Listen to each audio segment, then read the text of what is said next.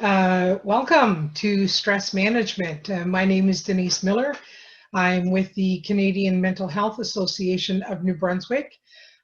We've been in a position, like a lot of other people, we had to start doing things differently.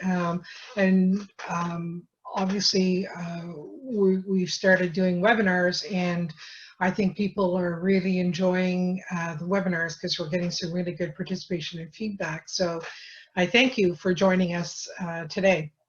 So we're going to go ahead and get started. So, okay, so CMHA nationally was founded in 1918, which is over 100 years, and we're very proud of the fact of being a nonprofit charitable organization, one of the oldest ones in Canada.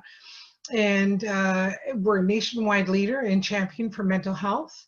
We help people access community resources that they need to build resilience and support their recovery from mental illness. So that's what we're really all about.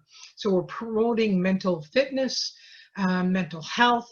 We educate on mental illness, and all of those kinds of things. So we have offices for CMHA of New Brunswick. We have offices in 3 main cities, Fredericton, Moncton, St. John. And then we have offices in 15 other communities throughout the province. And that's through our Community Education Coordinator program. So I have 10 other co-workers like myself, and we're situated so we cover the whole province, and which we're pretty excited about. That we're everywhere for all New Brunswickers. We also have a program called Working Stronger Together that's based in Charlotte County. So it's helping people either get to work or get back to work after their recovery from a mental illness and moving forward. So let's take a look at some statistics. So what's the difference between mental health and mental illness? Well, we all have mental health the same way that we all have physical health. We may not all have mental illness, and that is a diagnosable medical illness, and we can go forward with that. But the key is to remember is that our mental health from day to day is kind of like a wave, right? Some days it's great, some days it's not so great, some days it's really bad.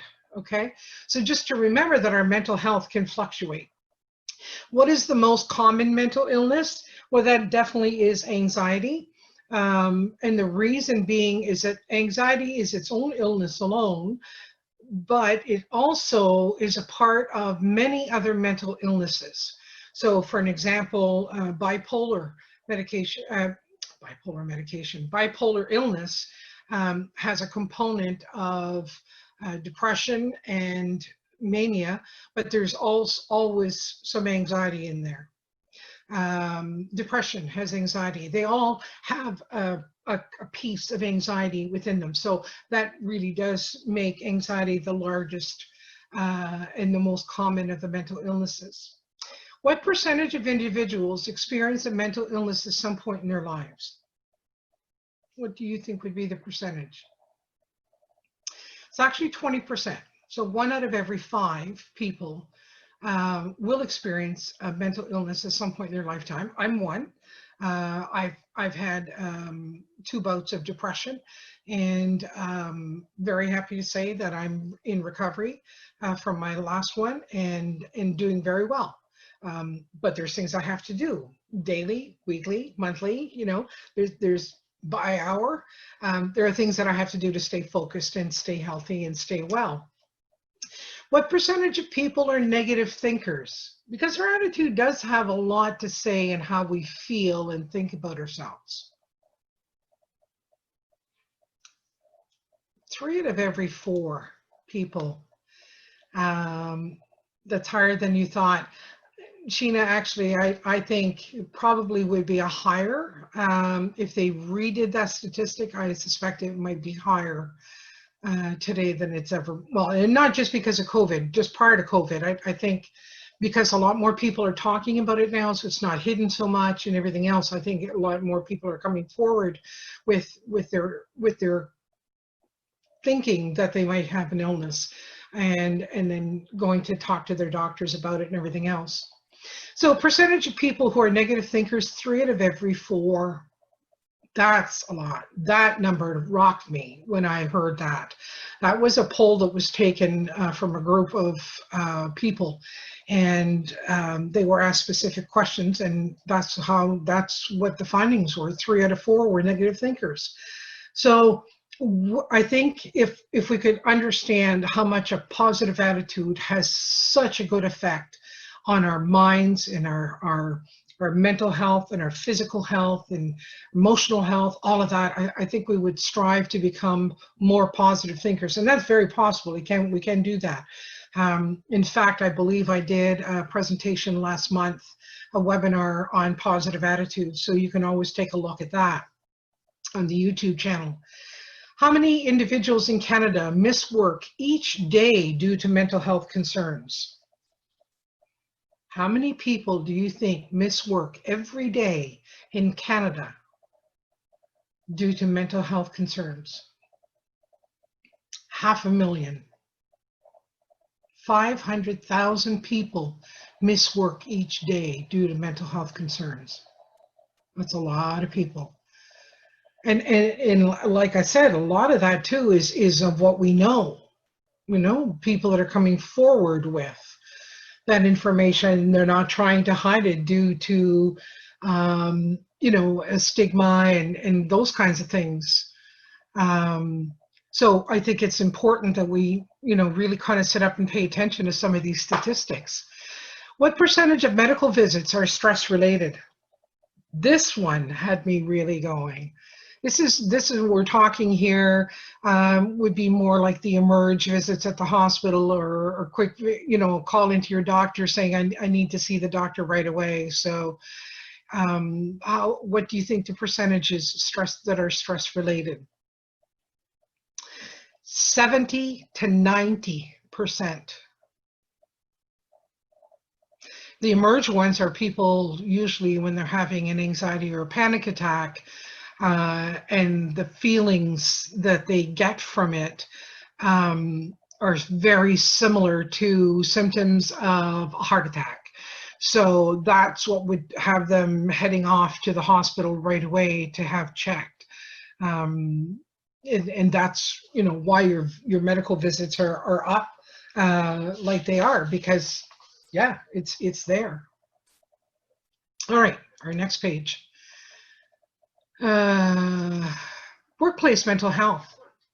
Most commonly presenting workplace mental health problems, health problems, we have to change that, sorry about that folks, or illness in the workplace are anxiety, depression, and substance abuse. Those are the 3 most common workplace mental health problems. Most often, it affects people in their prime working years between the ages of 24 and 44. And that kind of has a little bit of correlation with the fact that most of the severe mental illnesses will surface by the age of 24. So, is there a connection there? Absolutely. There's got to be a connection there.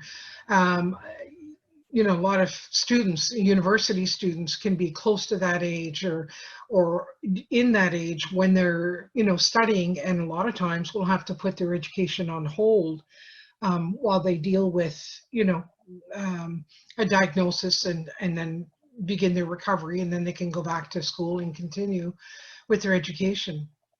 Work-life balance is a crucial factor in mental health. The demands of the workplace continue to increase, as do the number of hours that most Canadians spend at their jobs. So 1 in 4 Canadians work 50 hours per week or more, compared to 1 in 10 simply a decade ago. That's a big amount of people. And we're not getting paid for 50 hours a week. We're getting paid for 37.5 or maybe 40 hours a week, but we're putting in that kind of overtime. And we have to understand that overtime is pulling away from our personal time. So it can be pulling away from our family time, or my own social time, my educational time, whatever it is that I have to pull it away from, I'm taking that extra time away from somewheres of my personal life to put into the workplace. So just kind of a note there. According to Statistics Canada, about 27% of working adults said they felt a lot or an extreme amount of stress on a daily basis. 62% of the respondents reported that working stress as the main reason for their stress. So 62% of the respondents felt that work stress was the main reason for their stress. Other sources of stress were financial concerns at 12%, not having enough time at 12%, family issues at 8%, and personal or other issues at 6%. So we can see that our stress comes from different areas, not just work related. There are other areas that our stress does come from. So when we're talking about our mental health, how do we explain it, or how can we understand it better? Well, we like to look at the mental health continuum. So if you start in your upper right hand corner, optimal mental health without mental illness. So you have great mental health and you have no mental illness, which is where a lot of people are on most days. However, sometimes a situation or an event can happen and brings us to bottom right-hand corner, poor mental health without a mental illness. So in other words, I don't have any symptoms of mental illness, but I've got poor mental health. So perhaps I just found out that one of my best friends has a terminal illness. My mental health is going to be very poor. I'm going to be feeling very sad. I may feel angry. I may feel very frustrated that I can't do anything to help. I may, the sadness would be quite overwhelming, that kind of thing. But I don't have a mental illness. I'm just experiencing some feelings and having some, I'm experiencing feelings and emotions that, that aren't the best, Then I can move left to the left bottom corner, poor mental health with a mental illness. So I could be dealing with a serious mental illness and poor mental health. Oftentimes, the people that fall in that quadrant are those that are looking for a diagnosis.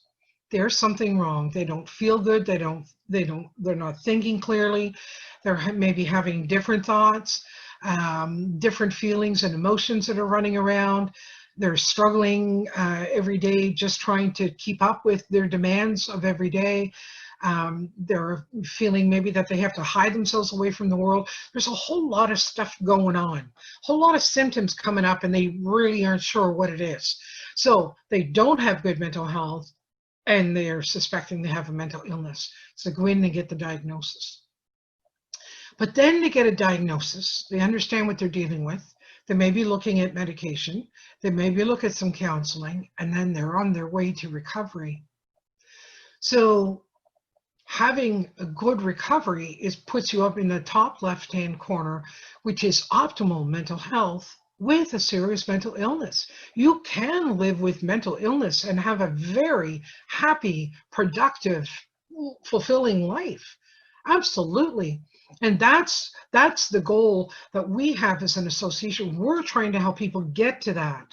So we're trying to get them from the lower bottom corner to the top corner on the left-hand side. So we want to really be there to support people in when they're not feeling good and things. We're trying to get them to that state. But we're also trying to help people maintain a positive mental health. So we do that through education, through support groups, self-help workshops, all kinds of stuff. There's all kinds of means that we have that we're able to support you and in staying healthy and being healthy. So stress very simply is change and our ability to adapt to the change and demands in our lives. I look at that as how how resilient are we to change? Do we respond or do we react? So it's being able to roll with the flow, to be able to look at it in a more positive light. And I'm not saying that stress doesn't happen to positive people or positive thinkers. It certainly does. It's how they choose to react to it. How do they choose to respond, I should say. So stress happens when the pressures we experience are greater than the resources that we have to cope with. So this is where that resilience piece comes in. We need to look at finding better ways to improve our resilience skills. Okay? So we experience stress from 4 basic sources: the environment, social stresses, psychological, and our own thoughts. Stress. There are 2 types of stress. There's negative stress and positive stress. Negative stress, factor in minor conditions. It will give you headaches, digestive problems, skin complaints, insomnia, ulcers. Stress that is excessive, lasts a long time, or unrelieved can have harmful effects on your mental, physical, and spiritual health. Positive stress. Some stress can have positive effects. It may spur motivation or awareness.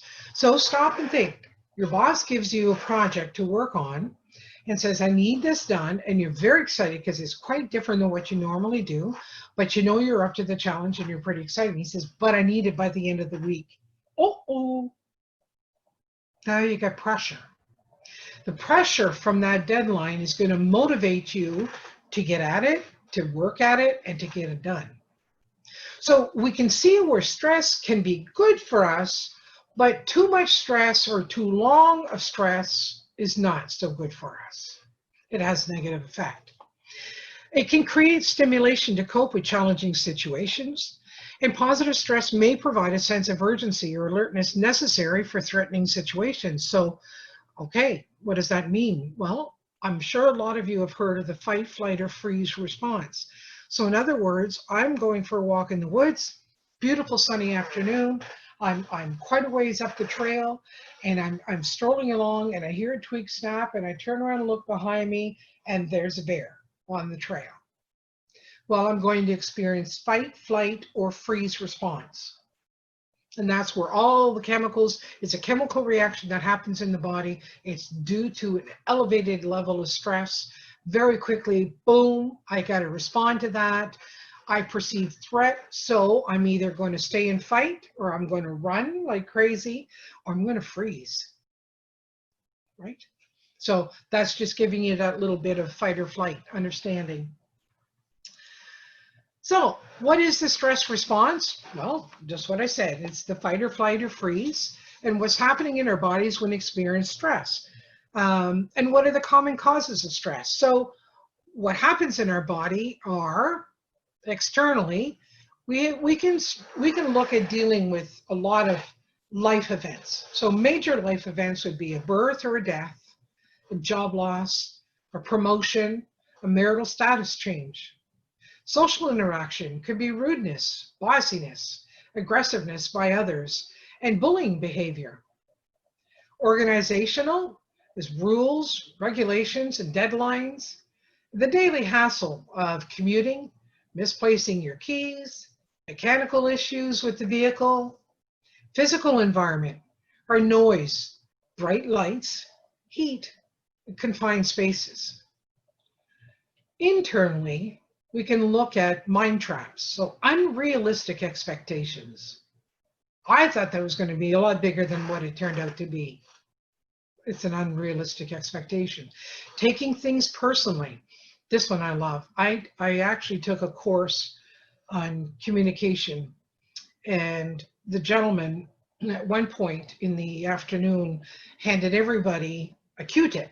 Everybody knows what a Q-tip looks like, a little plastic arm with 2 cotton ends. And he said, what is this called? And we said, Q-tip. And he said, well, what does that mean? And we said, what does what mean? And he said, Q-tip. What does it mean? What's the acronym stand for? But of course, I struggled like everybody else in the room. I'd only known it as Q-tip. I had no idea what the acronym meant. And he said, quit taking things personally. And I kind of went, wow, quit taking it personally. So he said that when he was taught that, he literally went out and bought a box of them and he taped up these Q-tips wherever he was, in the car, in the house, at work, on his laptop, on the phone, wherever he needed to see it visually to remind him to stop taking things personally. That's how much of an impact that has on us. All or nothing thinking, exaggeration, and rigid thinking. Negative self-talk. Oh, that's so brutal. Pessimistic thinking, self-criticism, and overanalyzing. Lifestyle choices. Caffeine, lack of sleep, overloaded schedule. Those are all things we know we're guilty of. Personality traits, perfectionists, and workaholics. So a lot of our stress is coming from these kinds of areas. And a lot of them are just everyday normal things that happen. But we may get several in a day, and we may get them for several days, and they may last for several weeks. That's where the danger comes in. That's what we want people to try to understand. So let's take a look at signs of stress. So physically, what does it look like in my body? Muscle tension. For me, I carry it in my neck and down into my shoulders. And I all of a sudden, I'll start doing this, like I'm trying to stretch out that muscle, and that's my cue. Oh, okay, things are quite tight here. I gotta get up and I gotta move around. I gotta, shake out the cobwebs. Difficulty sleeping, insomnia. So you fall asleep okay, but then you wake up a couple hours later and you're awake for 5 or 6 hours in the night. Or you have trouble falling asleep and you're only falling asleep around 3 or 4 in the morning, and then you got to get up 3 or 4 hours later. So difficulty sleeping. And appetite change. So your appetite may increase because you're looking to self-comfort. Now, there's nothing wrong with wanting to self-comfort. Where the problem is we don't necessarily make the right choice. So we just need to be more aware of that, mindful of that. Or our appetites can decrease to almost not being an issue at all, like we just don't even think of it. And that comes a lot from digestive upsets, stomach not feeling good, having, butterflies in the stomach, feelings of diarrhea, that kind of stuff. Running around, we feel like we're running around a lot, or that we're always trying to catch up. We're always behind, so we're trying to get caught up. Jaw tension, I find I do that when I'm driving, so I always have to chew gum when I'm driving, so that I'm exercising the jaw rather than clenching the jaw, because after a while that will shoot a headache right up in, and I'll get a tension headache very quickly. So for me, it's just a matter of having just a little chiclet, and I just chew on that, and it really helps to keep my jaws unclenched. So that's helpful. Neck and shoulder pain, that's where I talked about a lot of that. High blood pressure certainly can be an issue. Headaches can be an issue. Pounding heart, and that's where I was talking about earlier, that people mistakenly will see that, sweating, all that kind of stuff that's happening within their bodies, and they fear they're having a heart attack. Teeth grinding, and foot tapping or finger drumming. So doing that, or bouncing the leg up and down, stuff like that, doing it a lot, or doing it out of the norm. That's when you have to start paying attention. That's your body giving you a sign. You got to listen to our bodies. Emotional signs of stress. So emotional signs of stress can be anxiety, frustration, the blues, or we feel down, mood swings, bad temper, nightmares, crying spells, irritability, a no one cares attitude. Nobody cares about me. Depression, worry, and easily discouraged. So they may try something, attempt to do something, and as soon as it starts to fail or to not look like it's going to be complete, they're already discouraged, like very easily discouraged. Mental signs of stress: forgetfulness, dull senses, low productivity, a negative attitude, confusion, lethargy, whirling mind, no new ideas, boredom, negative self-talk, and poor concentration. And you really, really get a lot of negative self-talk. That's one of the big ones. So behavioral symptoms of stress. Well, we'll start overindulging or overusing substances such as coffee, and that's coffee and tea, food, alcohol, drugs, and smoking. We start looking to those for that self-comfort. We start looking to those to perhaps help us numb or to forget, when in fact, they're really doing the opposite. And then we're creating another problem for ourselves. So we do all of that in an attempt to relieve stress. So when does stress actually become a problem? It becomes a problem at which time you don't feel capable to handle the situation any longer. So what I mean by that is by saying that you just don't know how to turn this around anymore. You don't know how much longer you can deal with this. You don't know how much more that you can keep this whole thing going, and so on and so forth. It's at this moment the stress becomes more than just a discomfort. Stress becomes chronic when all energy reserves become depleted and the energy needed becomes more than the body is able to produce. So what we need to do is we need to become far more resilient in our skills and our abilities of dealing with stressful situations and events. And when I talk about resilience, I'll give you an example. And this is the one that I use when I'm talking to middle school students. Let's say it's your birthday and your grandmother gave you $20 in a birthday card. So you're going to take that $20 and you're going to run off to the video store and you're going to buy yourself a new game for your machine. So you find one in the clearance bin. Oh, excuse me. You find one in the clearance bin, you pick it up, you bring it home, and you're all excited, you put it in the machine, and away you go. So you've got your paddle, and your little man is on the screen, and he's going down the path, and then all of a sudden something comes out from the right-hand side, knocks you down, kills you. You have to go back to the start and start again. And this time you're going down the path, but just before you get to that spot, you remembered, you learned, something comes out from the right, so you move over to the left.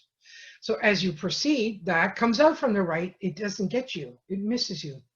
So then you get back on the track and you keep going, but then something comes from the left and gets you and kills you, and you go back. So you keep going back and forth, and each time you go a little further and a little further because you're learning.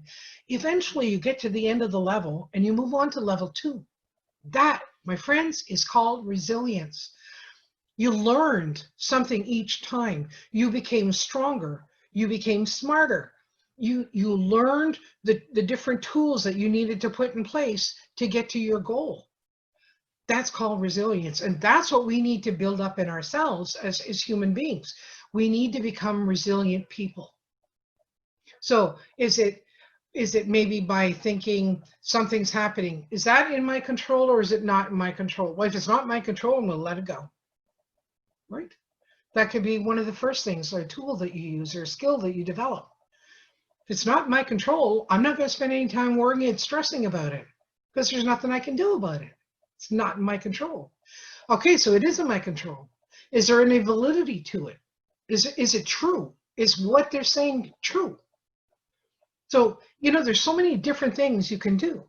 We have a course that we call Living Life to the Full. It's actually, we have one ongoing right now, doing it through webinar, and I've got 2 more scheduled coming up later at the end of this month, one for seniors and one for youth. And it really is on cognitive behavioral therapy, and it's all about the thinking process and the thoughts that come in and how they affect our emotions and our behaviors. And we talk about resilience in there. We talk about all these things. So really good course to take. So it's really, really, really important to be able to take all of those different things and to use them to help you, because it does become chronic and it can sap you of all your reserves and energy. So signs of excessive stress.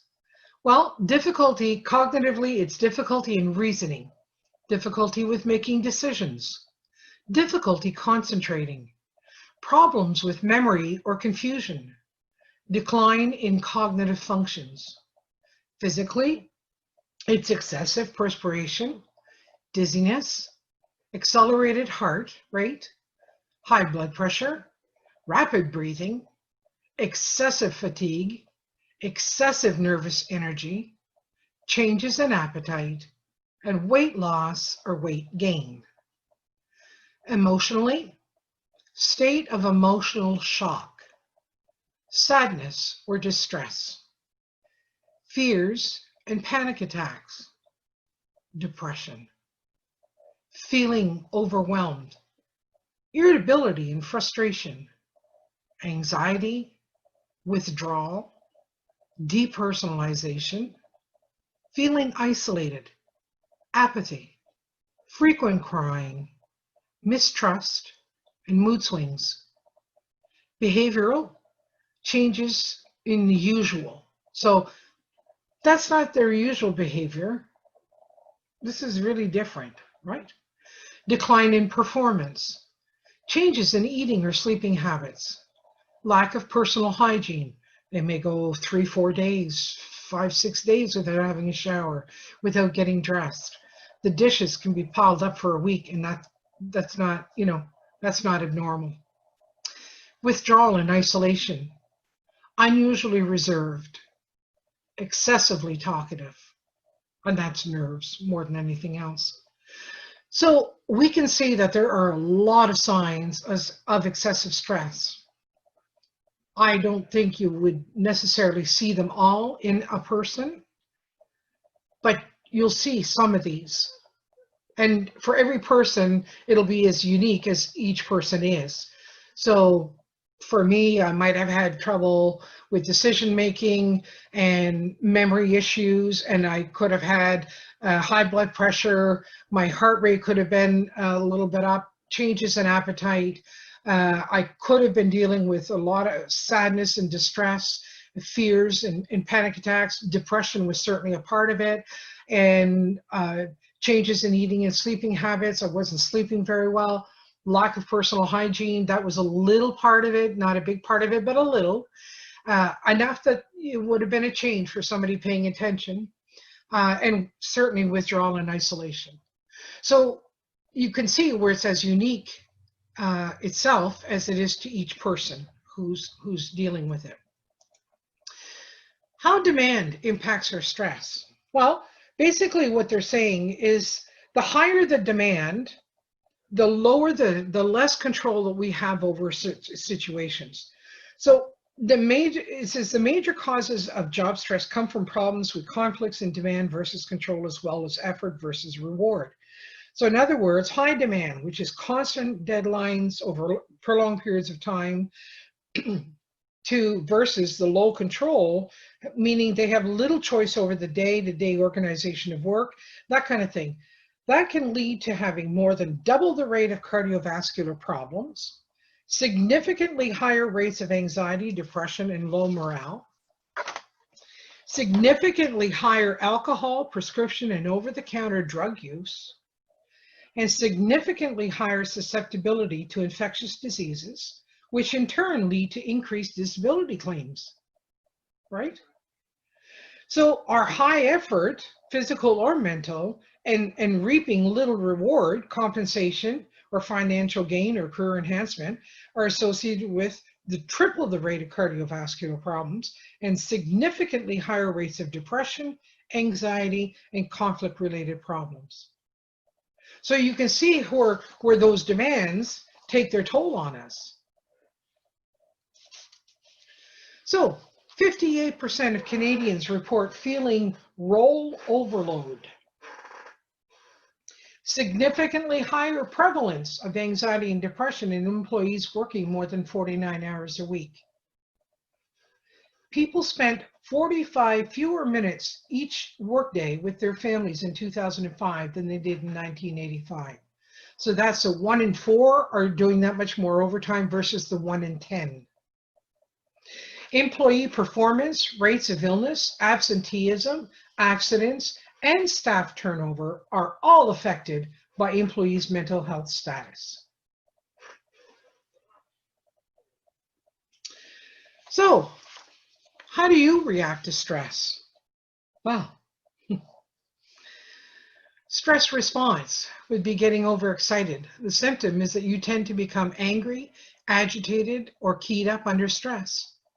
Relaxation technique would be that you may respond best to relaxation techniques that quiet you down, such as meditation, deep breathing, progressive muscle relaxation, goodness, or guided imagery. So when I talk about progressive muscle relaxation, that means just simply laying down or sitting in a chair, and in your mind, close your eyes, and in your mind you start with your feet and you just say, my feet are tired, my feet need to relax, they're sore, they're tired, they're, they feel so good now, they're not holding up my weight, they're not walking. And then you move up to your calves, and then you do the same thing for your calves, and then your legs in general, and then your hips, your back, your stomach, and you just keep moving all the way up. So it's progressive, right? You keep doing it. And by the time you reach your head, your body should be feeling quite relaxed. It really does have a good effect. So underexcited, you tend to become depressed, withdrawn, spaced out, under stress. You may respond best to relaxation techniques that are stimulating and that energize your nervous system, such as rhythmic exercise, yoga, tai chi, or massage therapy. You may also look at possibly a response of being frozen, both overexcited and underexcited at the same time, like pressing on the brakes and the gas simultaneously. You tend to freeze, speeding up in some ways while slowing down in other ways. Your challenge is to identify relaxation techniques that provide both safety and stimulation to help you reboot your system. Techniques such as mindfulness walking or power yoga might work well for you. And mindfulness is simply being in the know. Being in the know. And that's what we look for. How are you feeling right now? What are you experiencing right now? What's going on around you right now? It's just being in the present and right here, right now. So there's all kinds of different techniques. We just went through some of them. For an example, Tai Chi for stress release. If you've ever seen a group of people in the park slowly moving in sync, you've probably witnessed Tai Chi. Tai Chi is a self-paced, non-competitive series of slow flowing body movements. It's a slow form of karate. The movements emphasize concentration, relaxation, and the conscious circulation of vital energy throughout the body. I had started doing some Tai Chi until I hurt my knee and I had to stop doing it for a little while. I got to start it back up again, but I was absolutely loving it when I was doing it. YouTube has tons of videos on Tai Chi, T-A-I-C-H-I. I would encourage you to look them up. Google them on YouTube, pull them up, try them out. There's beginners, all kinds of stuff, different levels, and it's really, really, really good. And you can do it like in 15 minutes. You can go through a session of Tai Chi that quickly. So it's really, really worth giving it a try and feeling that the level of calmness but control at the same time that your body experiences and your mind, both. And it's an all over exercise. And that's the biggest part for me. That's what I love the most about Tai Chi when I was doing it. So, okay, work-life balance. A work-life balance is connection, to know, to see, to understand. That's one of the basic needs that humans have is connection. And these are all basic human needs. Honesty, it's integrity, it's the truth. Play, to understand humor and joy, find the fun and laughter in life. Peace, to feel at ease, to feel a quality of life, to feel inspiration. Physical well-being, we're getting out in the air, we're eating good, healthy food, we're moving our bodies, and we're getting plenty of good rest. Meaning, having a purpose in life, challenge, confidence, growth, autonomy, having choice, having freedom, having independence. That's what a work-life balance is. So, connecting to our mental health. How does it work? Well, let's start with thinking. We have a thought that comes in, and that thought is going to have an effect on us, either positive or negative. If we allow it to go through without questioning it or challenging it, it's going to have an effect. If it's a positive thought, then we're obviously going to have positive feelings, a positive behavior, and positive physical feelings. But if it's a negative thought, we're going to experience negative feelings, which will then bring us to exhibiting negative behavior, and will then bring us to having negative feelings. So physical feelings, rather. So it's very important to check the thoughts as they're coming in, and the living life to the full course that we're giving, that's what this is all about. That whole course is all about this right here. And understanding the whole processes and how it affects us and why we do the things that we do and why we say the things that we do and think the things that we do. It's all based on this right here, where our thoughts are coming from and how we're allowing them to affect our bodies. So positive thinking, training one's mind. We absolutely can train our minds to be more positive. I'm a perfect example of that.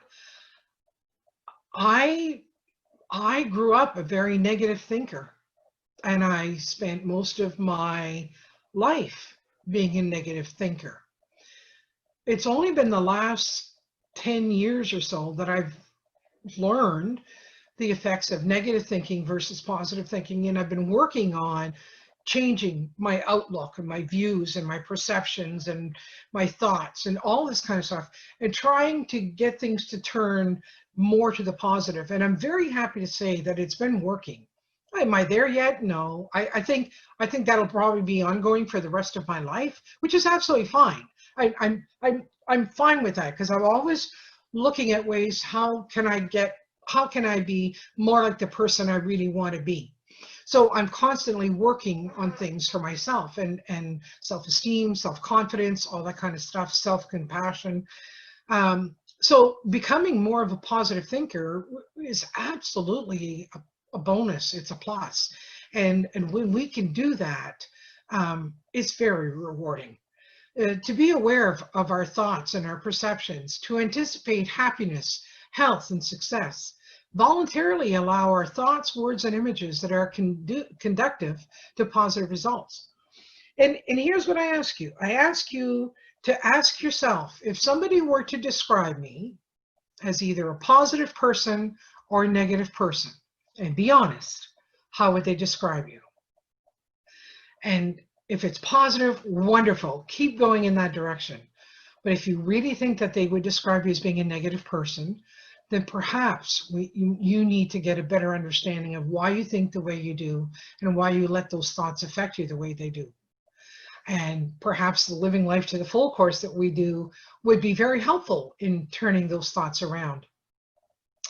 Self-talk is huge. Self-talk is a conversation that goes on in the back of your mind from the moment you get up in the morning till the moment you go to bed at night. In fact, the whole time that I've been talking to you, you listen to what I say, and your mind is thinking about it and interpreting what I'm saying and seeing if it applies to you. And do you react that way? And do you have those symptoms? And blah, blah. And it's going on and on. So that conversation is happening there all the time. And we have to understand that sometimes that self-talk is very nasty. Very nasty. I have no other way of explaining other than saying it's very nasty. We can be really, really hurtful to ourselves. And that's where the self-compassion comes in. We should never say anything to ourselves that we wouldn't say to somebody we love. And sometimes our thoughts really go negative and they go in a bad direction. For an example, perhaps I tried out for a soccer team, well, a lot younger, and I got cut. I didn't make the team. And then I walk away from that experience going, I don't even know why I bothered to try. I should have known I wouldn't make the team. I never make things like that. I never can do anything good. And blah, blah, blah. And it goes on and on and on and on.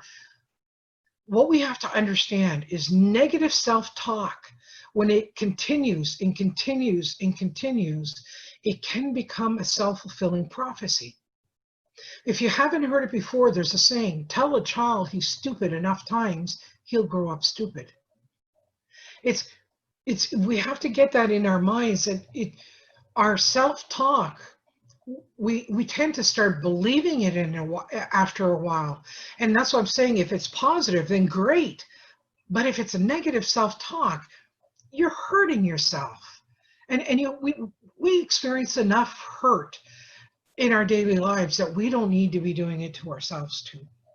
So we need to really start paying attention to that self-talk, listen to it, challenge it. If it's negative thinking, challenge those thoughts. Where did you come from? Where did I hear you? Is there any truth to you? You know what? I'm not going to give you some energy right now. I'm just going to park you over there on the side. I'm going to leave you over there and I'll get back to you later. If you're lucky, you'll forget about it.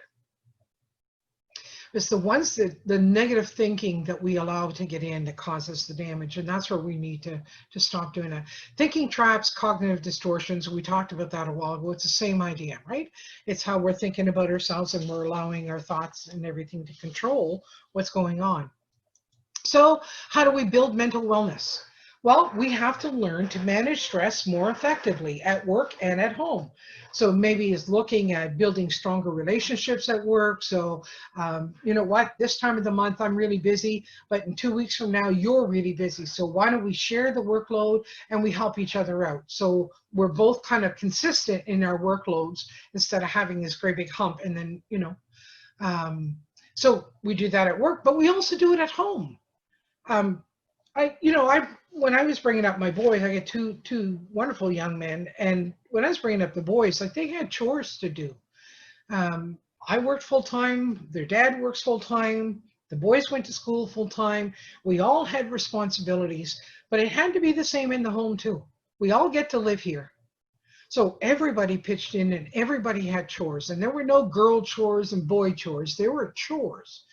And they had to be done. Now, you could choose to do them with somebody if you wanted to. You could do them together with somebody. Like, two of you sit down and fold the laundry. I'm fine with that. Or one folds and one delivers it to all the rooms. However you guys want to work it out, that's fine with me.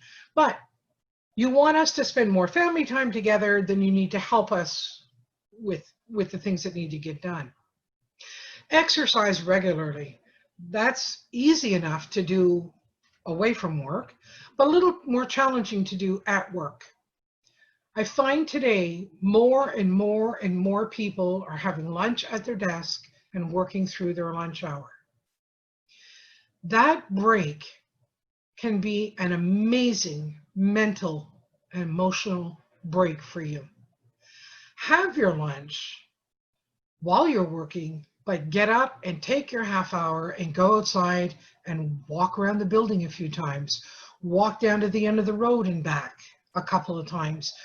Get out, get a change of scenery, get a breath of fresh air, feel the sunshine on your face. I guarantee when you go back in and sit down at your desk, it's like you're starting your day all over again. You feel invigorated, you feel great, you feel a sense of freedom. All of that comes together.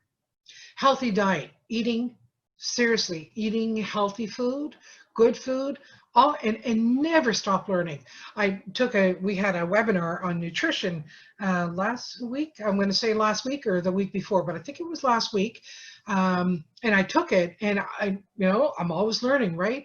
And all of a sudden here she is talking about how there's absolutely no difference between a regular potato and a sweet potato in reference to carbs and calories and everything else. And I'm like, what? I always thought sweet potatoes were the healthy. No, and in fact, it's the wee baby potatoes because they haven't built up their carbohydrates yet. So it's like, oh my goodness gracious, there's so much stuff that we can learn about eating better, and amazing recipes. Pinterest has some beautiful stuff on it. If you're looking at different ways to create a salad, how do I make a sandwich without using bread? Try that one. I did, and it's amazing how many different ideas you come up with. You can use a cucumber, you can use a piece of lettuce. I mean, there's so many different ways of making a sandwich without using bread. And you can have fun while doing it. Improve your self-esteem. What's important at the end of the day is how you feel about yourself. It doesn't matter how other people felt about you. It matters how you felt about yourself. Are you happy with the day that you lived? Are you happy with all that you did? Was there any more that you could have done? Could you have been kinder to someone? You know, you kind of examine your day and you say, well, tomorrow I can do better. And you keep working, but it's all about you and how you see yourself and how you feel about yourself, your self-worth.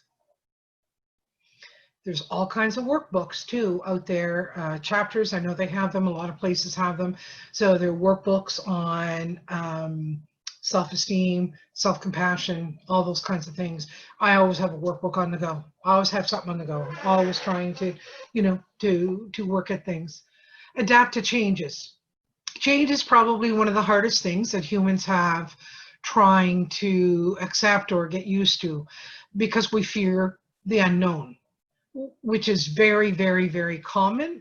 We do that a lot, and a lot of times we have a tremendous amount of fear and anxiety for no reason. So here's what I try to do, because I was the same way. If they'd say, oh my God, you know, we hired your new supervisor, I was like, oh, you know, what's this going to mean? Is my job going to change? I'm going to have to change the way I do things. Are they going to be easy to work with, or difficult, or challenging? And, you know, are we going to click? Are we going to get along? And so all these kinds of things. So I really needed to stop and slow down and say, you know what? They're not asking me to be 100% convinced that this is perfect and this is the right solution. They're simply saying, we're going to make this change and we're going to try it out for a while and see how it works, and then we can reevaluate. Oh, well, then that takes a whole lot of pressure off and a whole lot of anxiety off. Let's just check it out and see how it's going to work. And then we can always talk about it later on and see if it needs tweaking, right? So think of it that way. It's a more positive way of looking at it. Dealing with our emotions, finding inner peace, getting enough sleep. Sleep is extremely important. I was diagnosed several years ago with having sleep apnea. And the first night I got my machine, oh my gosh. The next morning I woke up, I sat right up, I felt rested, my body didn't hurt, I was clear-minded, I was not emotional through the day. I did not realize how little sleep I was actually getting, and I thought I was getting a night's sleep. But once I actually got a proper night's sleep, I couldn't believe how much better I felt. So it really, really does have an impact. So sleeping is very important. Relaxation. We really have a hard time with that today. We seem to go from the moment we get up to the moment we go to bed, and we go to bed and then we drop into a dead sleep because we're exhausted. But there doesn't seem to be downtime very much anymore, and we really should try scheduling that in. It's all part of that self-care thing. Time management. The more that you can be organized, the more that you can know what's going on, what's coming up, the better prepared you will be. It's simple.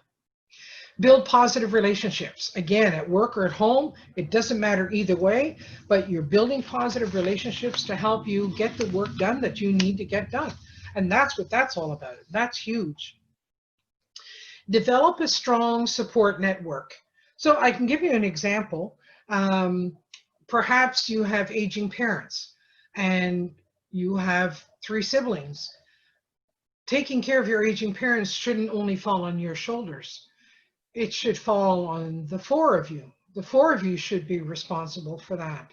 And if one happens to live away, well, then there should be a responsibility in some way of that 4th person that they have in the care and of the parents, of the aging parents. All I'm saying is to don't always feel that you've got to do it alone and that you are doing it alone. Try to build that support network around, whether it's at work or at home or in your social life. It could be in your volunteering. It could be whatever it is that you're doing. Look at building that support network around you. So there always is like a small group or a big group of people working together towards a common goal. That really helps a lot. Give and receive compliments. Oh, I've had people say to me, you know, people don't do things for people anymore, and people don't do small thing, you know, those wonderful little things anymore and stuff and I go, yeah, we still do them. I think we just don't notice them anymore. You know, we need to be paying more attention and letting other people know that they are special. Be kind, you know, be what you'd like this world to be. If you want a kinder world, well, then lead by example, right? And just be nice. Every Monday morning, I go through Tim Hortons drive-through, and whoever's behind me, I buy their coffee. Every Monday morning, and I tell the girls no. Now I don't have to tell them anymore. But in the beginning, I used to say, just tell them have a great day, pay it forward.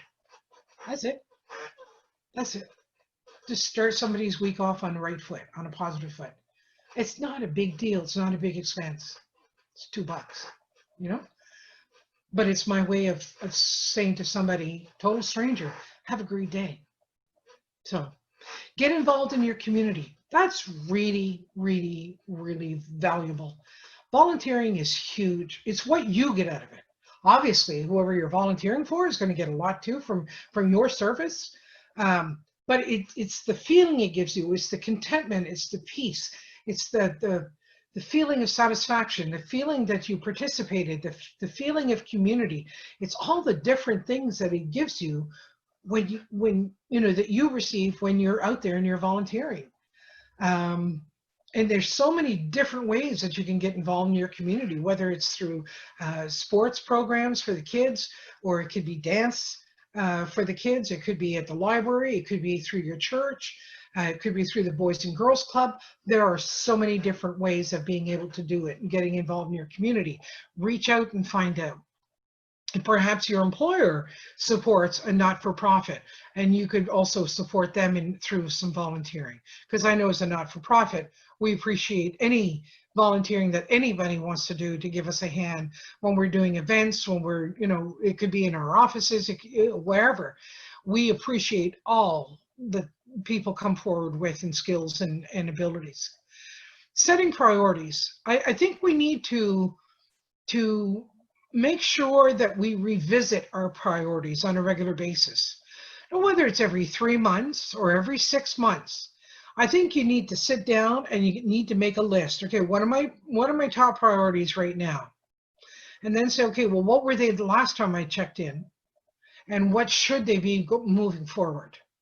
Because our priorities sometimes tend to change because of situations and events that come up. So perhaps my priority was learning my new job. And so I made that my #1 priority, and I was really focused on that. And I took a little bit of time away from my personal life to put extra time into learning, you know, reading the manual, the employee manual, all the different things that I need to do for this new job. But maybe after 3 months, I'm getting settled in now, and I don't have to make that my #1 priority anymore. So maybe my priority can be changed. Maybe it falls down to 2nd or 3rd.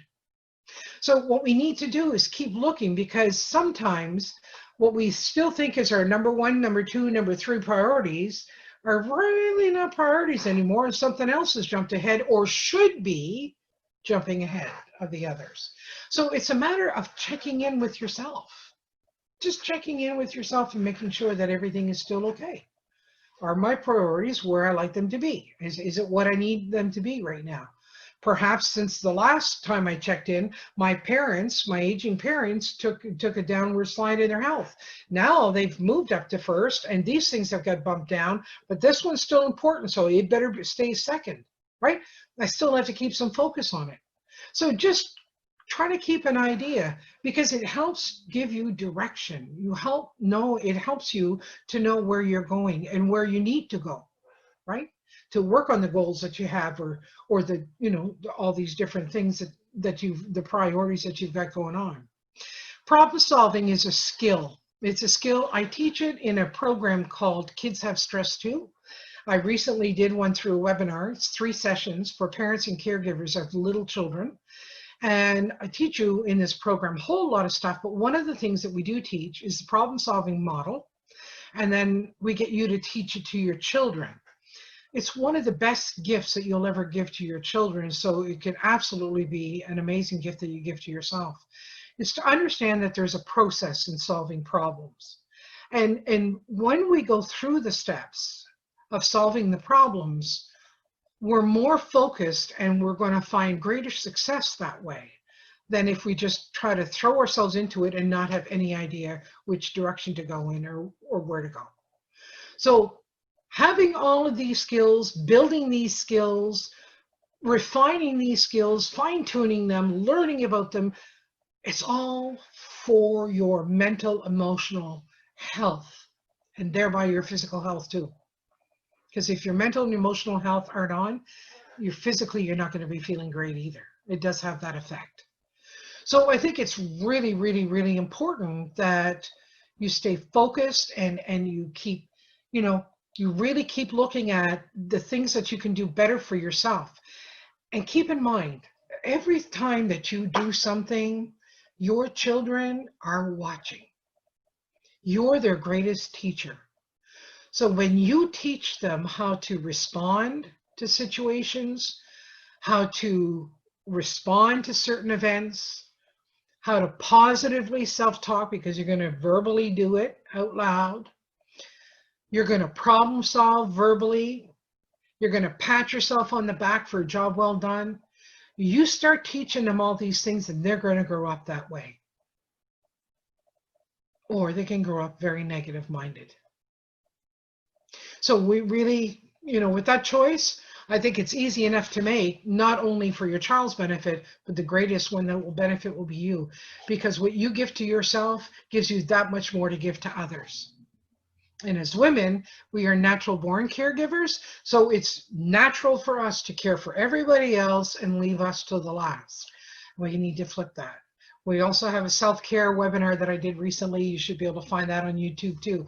And we talk about the value and the importance and the necessity of self-care. I actually created myself a self-care calendar. It's going to start June 1st. So every day I have a little activity for a little self-care thing for me. It may take me 5 minutes or it may take me half hour, but there's something each day that I'm hoping to do for me. Self-care. So it's not selfish, it's self-care. So we really, really, really need to start focusing more on mental health. How do we stay healthy? We have to become more mindful. We have to become more resilient. We have to develop positive attitudes, and looking at these kinds of different skills and abilities and everything else, we can do that. We got this. We just need to be more focused. We need to be more mindful of what we're doing and what we're thinking. So that brings us to the end of our presentation. Okay, and like I said, please don't hesitate, write down my email address, and if there's anything else, any questions you have, any suggestions, anything at all that you think I might be able to help you, please reach out and let me know. And you're all very welcome. So yeah, anyway, I wish you all a very kind week, and start practicing on your mental health. And yeah, I like the focus is on being well versus getting well. Absolutely. And it's not saying that we don't have our down days and our down times. We do have them, and we can experience the blues and everything else. And when we're doing that, that's when we have to self-care even a little bit more. But, understand that our mental health is going to go up and down, and that's okay, and it's normal. That's really a normal thing for it to do, because life is like that. But that we just be able to focus and really stay, be mindful. Mindfulness is just amazing. I love mindfulness. Thank you for your authenticity. You're very welcome. I'm an open book. Anyway, I wish you all a very kind week, what's left of the week. We're going to have an amazingly beautiful weekend, so get out there and enjoy some sunshine. Soak it all in. Try to get out after lunch, because that's when the sun is at more powerful and gives you the most of your vitamins that you can soak in for the day. And please, yeah, have a happy day. Make it a happy day.